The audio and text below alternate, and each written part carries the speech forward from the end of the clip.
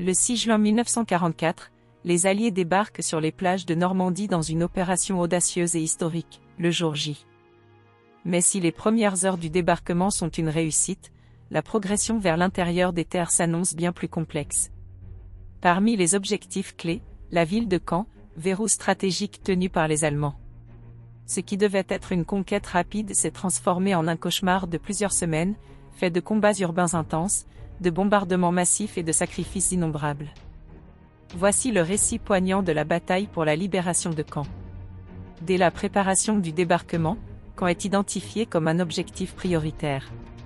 Située à seulement une quinzaine de kilomètres des plages de Sword Beach, la ville constitue un nœud routier essentiel pour la progression vers Paris.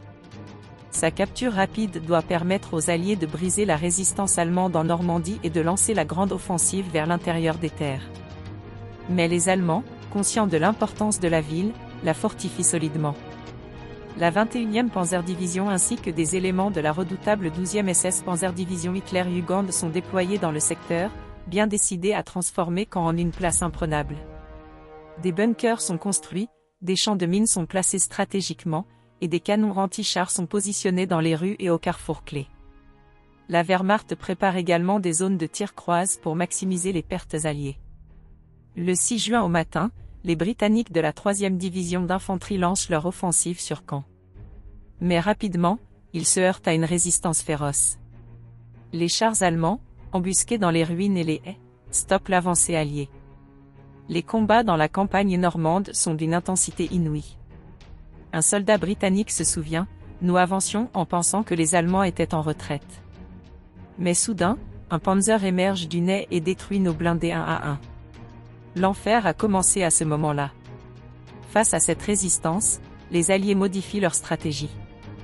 Ils lancent plusieurs opérations pour encercler et affaiblir les forces allemandes. L'opération Perche, 10 à 14 juin, tente de contourner Caen par l'ouest mais échoue face à la résistance allemande. La ville reste solidement tenue par les Allemands. Puis vient l'opération Epsom, 26 à 30 juin, qui vise à prendre la ville en passant par l'ouest et la rivière Odon. Les combats sont d'une rare violence.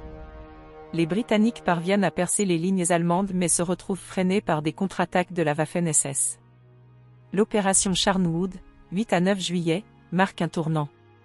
Les Alliés bombardent massivement Caen avant de lancer l'assaut.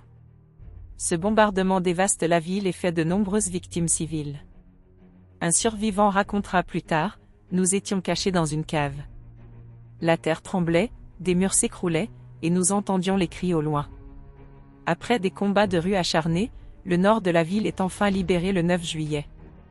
Mais les Allemands tiennent encore le sud, et il faudra attendre l'opération Goodwood, 18 à 20 juillet, pour que Caen soit totalement libéré. La bataille se transforme en une guerre d'usure. Chaque immeuble, chaque rue est un champ de bataille.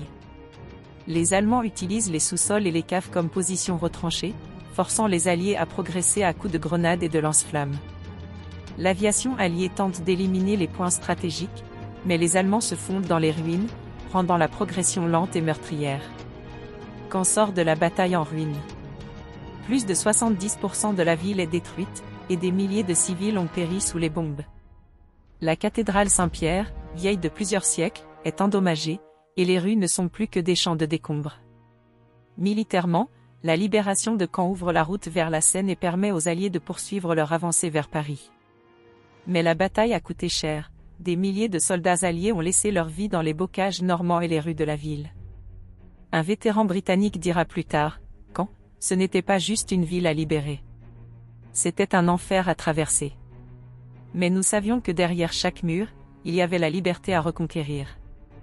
Avant leur libération, les troupes allemandes imposaient des restrictions sévères aux habitants de Caen, couvre-feu, rationnement, réquisition de logements et de ressources. Les habitants devaient se plier aux exigences des forces d'occupation, qui contrôlaient étroitement la ville.